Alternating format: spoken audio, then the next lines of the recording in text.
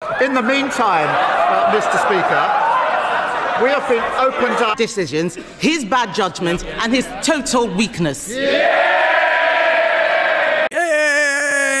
We've gone over him this time mentality. Is this toxic Kemi Badenoch's best PMQs ever? Has she finally got off the mark and wiped the floor with Keir Starmer? Well, let's find out. And I also agree with the Prime Minister, as should all of us in this House. We stand shoulder to shoulder with Poland and all our NATO allies against Putin's aggression. A NATO country has just had to defend itself against Russian drones. Now, more than ever, we need our ambassador to Washington fully focused on this issue and liaising closely with America. Does the Prime Minister have full confidence in Peter Mandelson? Interesting question, eh? Mr. Speaker, let me start by saying the victims of Epstein are the forefront of our minds. He was a despicable criminal who committed the most heinous crimes and destroyed the lives of so many women and girls. The ambassador has repeatedly expressed his deep regret for his association with him. He's right to do so. I have confidence in him, and he's playing an important role in the UK-US relationship. For me, he sounded awfully defensive there, didn't he? He didn't sound clearly... Well, he did. He clearly sounded like he had already had that pre-prepared statement ready, didn't he? What do you guys think? This is interesting, Mr. Speaker. He says the ambassador has expressed full regret, but the victims of the paedophile Jeffrey Epstein have called for Lord Mandelson to be sacked. And just so the House is aware, in 2019, Jeffrey Epstein was convicted of child prostitution and sex trafficking that took place between 2002 and 2005. That is the precise period which Lord Mandelson called Jeffrey Epstein his best pal. Absolutely. Was the Prime Minister aware of this intimate relationship when he appointed Lord Mandelson to be our ambassador in Washington? I have my doubts. Now, I could be wrong on this, so wide of the mark, but I have my doubts whether the victims of Jeffrey Epstein, should I say, have ever demanded him to be sexed. I have that funny feeling they probably don't even know who he is. But the best pal bit, it's not a good look, is it? Mr. Speaker, as she and the House would expect, full due process was followed during this appointment, as it is with all ambassadors. The ambassador has repeatedly expressed his deep regret. He is right to do so. He's now playing an important part in the US-UK relationship. Kemi Badenoch. Mr. Speaker, I asked the Prime Minister if he knew. The fact that he didn't answer indicates that he probably did know. I wasn't asking a question about process, I was asking a question about his judgment. The Daily Telegraph reports today that while Lord Mandelson was business secretary, he brokered a deal with Jeffrey Epstein while he was business secretary, and that this occurred after Epstein had been convicted of child sex offences. Given this new information, does the Prime Minister really think it is tenable for our ambassador to remain in post? Mr. Speaker, the relationship between the US and the UK is one of our foremost relationships, and I have confidence in the ambassador in the role that he is doing. Kemi Badenoch. Now, I have a suspicion as to why he's answering it in this way, but I'll get to that later on. But his answer is very, very defensive, isn't it? Very, very much like he's just a pre-prepared statement. And he doesn't look good here, does he? But will Kamikaze Badenoch's good start continue? Or will it be all downhill from here? Mr. Speaker, I think it is embarrassing that the Prime Minister is still saying that he has confidence in a man who was brokering deals with convicted child sex offenders while sitting in government. That is a disgrace. This government has repeatedly refused to declare Lord Mandelson's full interests. And as part of the appointment, there will have been extensive government vetting, including details and timings of Peter Mandelson's dealings with Jeffrey Epstein. So will the Prime Minister publish all these documents, including those about his interests? Well, Mr. Speaker, as I say, full due process was gone through in relation to this appointment, as would be expected. As for the publication of documents, as she well knows, that's subject to a procedure which includes an independent element. Be subject to the usual procedure. Now, I have a feeling that Starmer is probably right about the publication of documents being subject to procedure, and Kemi Badenoch probably does know this.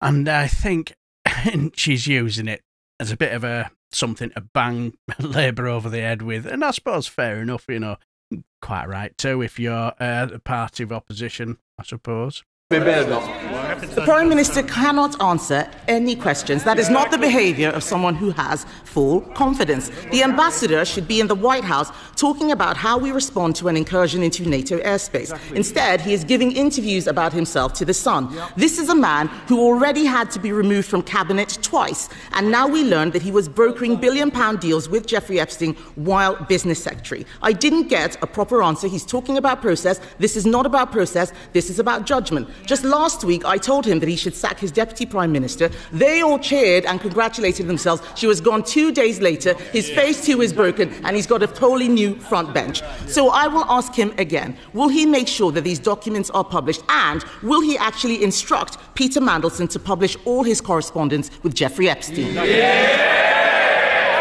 Well, she says the ambassador's been in the White House discussing NATO. He is, as we all are, with a number of international calls this morning and on Ukraine, as well as the attack in Doha yesterday. Mr. Speaker, I see she's finally catching up with the questions that she should have asked last week about the Deputy Prime Minister.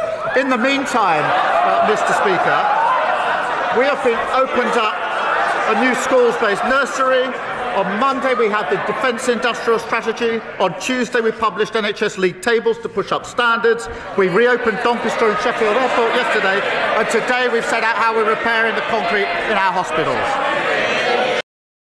Now, the thing is, for me, I get the feeling that this is where she really starts to lose it for me. She just really starts to look unhinged for me.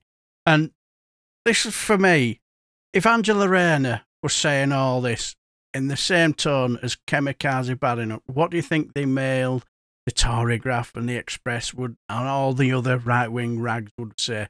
They won't be calling her the new Iron Lady, would they? That's for sure. No, they would be saying she has no place in politics because she's just some northern oink who needs to be removed. And unfortunately, that's what's happened, sadly.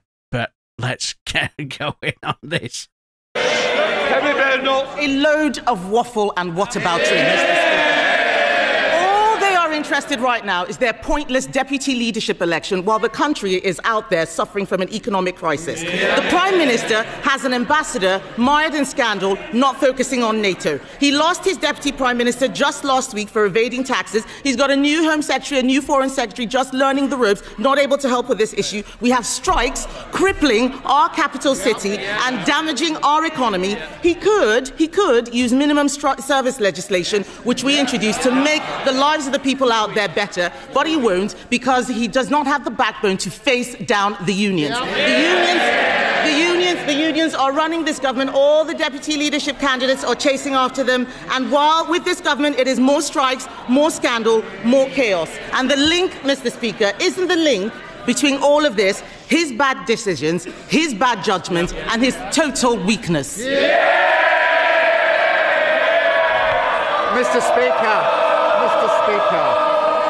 Mr. Speaker, our Deputy Leader contest started this week and ends on the 25th of October. Their leadership contest has been going on for months and will continue for a very long time. And all this noise from the arsonists whilst we're putting out the fires that they left behind. Interest rates and waiting lists, Mr. Speaker, down. Wages, investment and deportations up. And now we're stepping up defence spending, creating new jobs, driving up standards in our NHS and rebuilding our crumbling schools and hospitals. This is a government of patriots fighting for working people. Let's be honest here. Starmer didn't look good here at all today. He looked incredibly defensive until the last couple of questions, maybe. I have a feeling that maybe Starmer and his aides, this is my personal thought, that they think the situation with Lord Mandelson will blow over. Now, whether it will, I get the feeling only time will tell, won't it? But I did notice the finally relief cheer from her backbenches, you know, when she finished her grandstanding. You know, the "Yay, we've got one over him this time" mentality. And I have to be honest, grandstanding started off all right, I suppose. But when she started ranting on about unions and all that nonsense, she sounded quite mental to me. Also, Starmer's grandstanding, it wasn't that cracking either. It just sounded like he was saying, yeah, fair enough, she's handed my ass on a plate to you this week, but don't forget she's been utterly rubbish up until this week's PMQs, especially last week where she absolutely missed an open goal. It sounded, for me, a little bit desperate, should I say. Also, I got the feeling that maybe Starmer and his aides maybe got a little complacent with our Kemi Badenoch and thought that she would screw it up like she has been doing for the last year. And I also have a feeling that she probably caught them cold and I don't think they prepared properly.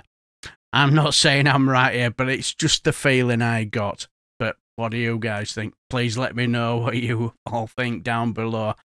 And is this the new dawning of a new era for Kemi Badenoch at PMQs, or just a false dawn, and it will be normal service resumed from here on in? But what I did notice was a rather sheepish tax dodger from Clacton and his posse didn't seem too keen to catch the speaker's eye.